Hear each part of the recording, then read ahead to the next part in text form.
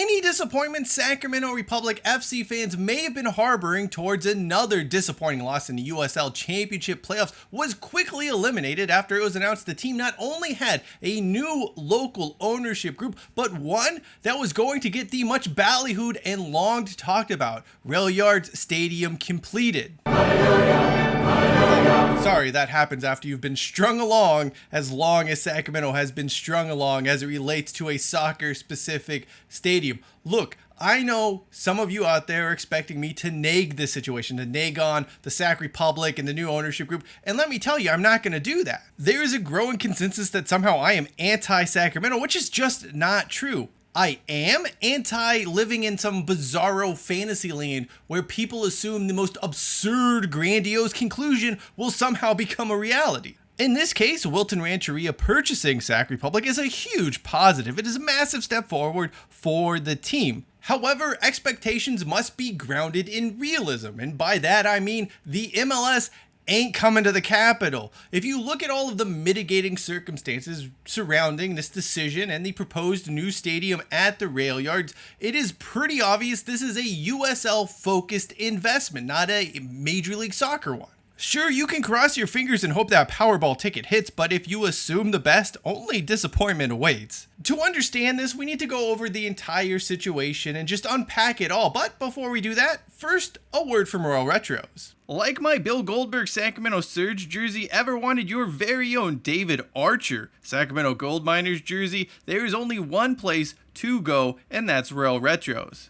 The company is keeping alive the memory of various old teams from Sacramento that aren't here with us today. And it's not just Sacramento, Northern California, and all of those leagues you might remember with fondness. But yeah, when it comes to Sac Attack merch, there's only one place to go, and that's Royal Retros. Use the promo code TOUCHBACK for 10% off your purchase at Royal Retros. Link is in the description of this video. First things first, I am excited about Wilton Rancheria purchasing Sac Republic and being involved with a stadium project for two very important reasons. Number one, the Wilton Rancheria and the members of the Miwok tribe are members of this community. In fact, they have been in the Sacramento Valley and the foothills far longer than any of us have. They are going to be highly invested in the success of the project, the team, and the region as a whole. That is also because they operate Sky River Casino. They are leveraged in a service business almost exclusively dependent on the local market. They cannot afford to piss off people or run this thing into the ground. On the contrary, they really need the local community on their side. They want to build up goodwill. They want to build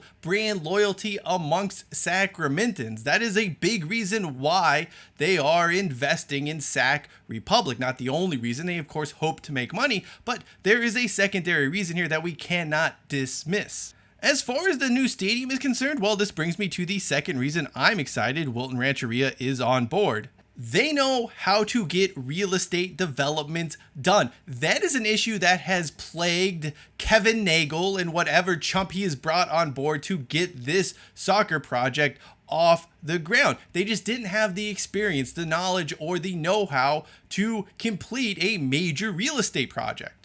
Wilton Rancheria has proof of concept. They successfully built Sky River Casino. They are moving forward with the second phase of that project. I have full faith they can get a soccer stadium built at the Railyards where others, many others, have failed.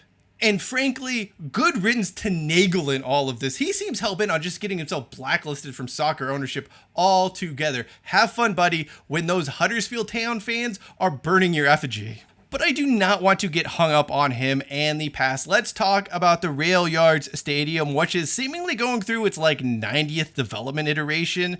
The announcement was that this is going to be a 12,000 seat facility. For those believing Sac Republic's new owners are thinking MLS long-term, well, the 12,000 seat capacity paints a much different picture. To understand that, though, we need to compare the Railyards project, as seemingly planned, with the smallest capacity venues in Major League Soccer at the moment. PayPal Park is the smallest at 18,000 seats. Then it's Dick's Sporting Goods Park in Denver, or at least Commerce, Colorado. You have Sporting KC Stadium, and then it's the Philadelphia Union playing in Chester and Toyota Park in Dallas. All are around 18 to 19,000. Unless you want to count prairie dogs, and if that's the case, well, the capacity at Dick's Sporting Goods Park goes up to like 50,000, because there's just a huge field, a huge prairie dog field outside of Dick's Sporting Goods Park. It's probably the best part of the stadium, if I'm being honest. Putting that to the side, though, the new soccer stadium in Sacramento comes well short of the 18,000 mark, which seems to be MLS's minimum. And while I'm sure expansion possibilities will be built into the project, the end goal doesn't scream MLS-caliber facility. On the other hand, if we compare Sacramento's Railyards Stadium with the most recent soccer-specific stadium built for a USL club, well, you'll see a lot of similarities appear. Lynn Family Stadium, home to both Louisville City FC and Racing Louisville FC of the NWSL, is a really nice venue that seats 11,700 folks with a standing supporter section that drives that total to around 15,000 if it were to get to full capacity. It could certainly be scaled up in the future should an MLS invite be forthcoming. Everything points to the Sacramento Soccer Stadium now following this path forward. If an MLS invite does come at some point in the future, who knows what that holds, great, but it's not the priority. The priority is having a kick-ass place to watch the local team play in the USL Championship. It's also important to note that several new USL stadiums are in the pipeline. Indy 11's long-awaited new facility will open in 2026 and have a capacity of 20,000 or thereabouts. It would like to have the team be in the MLS, but the cartel running the league seems hell-bent on not letting that happen. Meanwhile, James Briggs is out here doing his best Mick Akers impression. I do not want to get bogged down in that discussion, so if you're curious, look it up. Elsewhere, groundbreaking on Detroit City FC's new facility is imminent, and that should be open by 2027. Milwaukee will begin play in the USL Championship in 2026 at a new soccer-specific stadium that holds around 8,000. OKC Energy FC returns to the USL in a brand new stadium in 2027. There were also plans for a new venue in Albuquerque, New Mexico. New Mexico United draws nearly 10,000 per game to the baseball-specific Isotopes Park. Several other teams in the USL Championship continue making progress on building new facilities as well. And of course, we cannot forget about the Oakland Roots, who will start play in the Oakland Coliseum next year. That's going to be a huge uplift on their capacity, probably doubles, maybe even triples it. And that's going to be a big thing for that franchise. Even though the Coliseum is not new, it's probably going to be packed, and it's going to create a lot more revenue opportunities for that franchise. In other words, the Railyards project is as much, if not more, about maintaining Sacramento's status in the USL and ensuring it can stay competitive with those other teams that have a new stadium than any sort of long-term big picture we're making the leap to MLS. Make no mistake, many of these franchises still believe that they may join the top flight one day somehow, but I think there's also a realization you can be successful in the USL. This league is growing and there's something to it.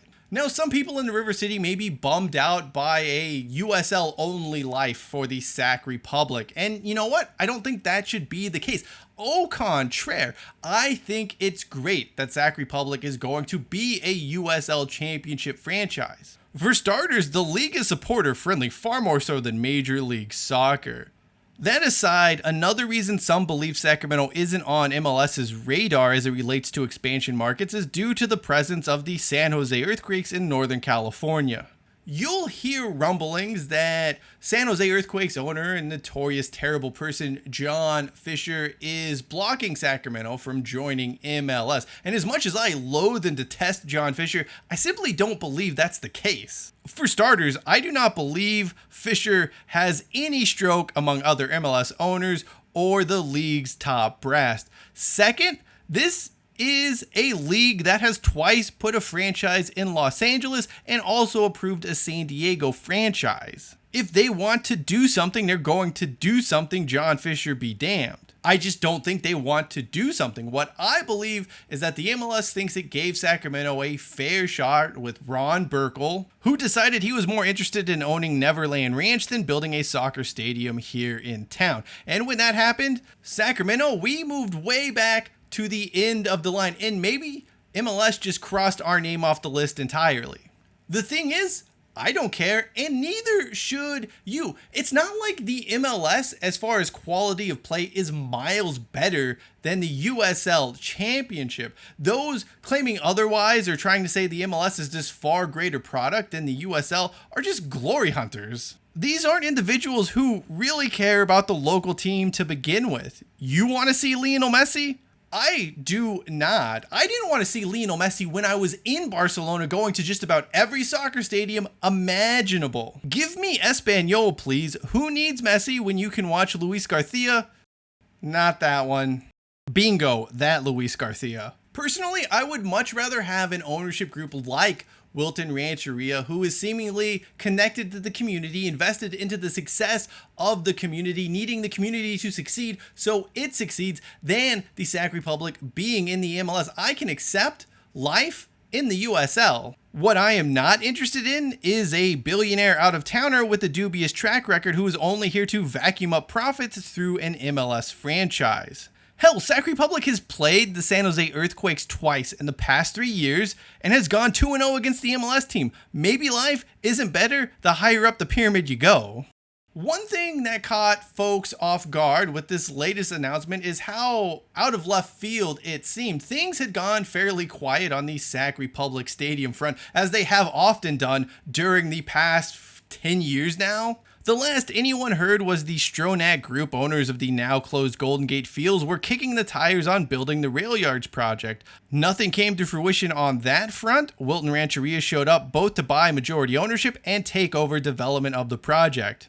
All of this meant the River City got another bells and whistles press conference hailing a new era in Sacramento sports. At this point, I'm just starting to think outgoing Sacramento Mayor Darrell Steinberg has a fetish for photo ops involving him wearing a scarf or holding a soccer ball.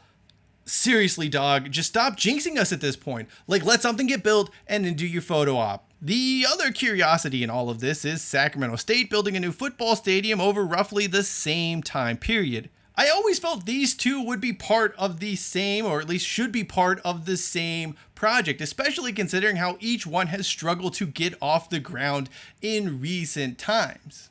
We still don't know what, if any, progress is happening over on the campus of CSUS. If anything, it feels like the air is coming out of the balloon that was the Sac 12 initiative. With that in mind, it would certainly be nice if some contingency plans were put in place for the Hornets to use the Railyards facility should their own attempts at a new stadium fall short. I'm certainly not convinced Sacramento needs both a 25,000 seat college football venue and a 12,000 seat USL stadium at the Railyards. Is there no way we couldn't just find a way to merge these into a single project, given how both have struggled over the years? Just a thought as a Sacramentan who would like to see both teams have a new permanent home. Sac Republic to the MLS? It ain't happening, and that should not be considered a bad thing. Are fans really eager to have games broadcast behind the Apple TV paywall and rub shoulders with owners who are, well, really awful human beings? Like really, really just terrible human beings. I am proud Wilton Rancheria is now the majority owner of Sacramento Republic FC, and I am very happy that they are taking the lead on the Railyards Stadium project. The MLS can go kick rocks for all I care. It certainly seems that a derby with Monterey Bay FC is much better than living life as a San Jose Earthquakes fan at the moment. Most importantly though, given the way Sac Republic ended 2024 on the field, not winning a game the entire month of October and crashing out at the first stage of the playoffs, it was just nice for the town to experience a victory of some sort as it relates to the soccer club. We may not be champions, but Sacramento still ends 2024 on a winning note.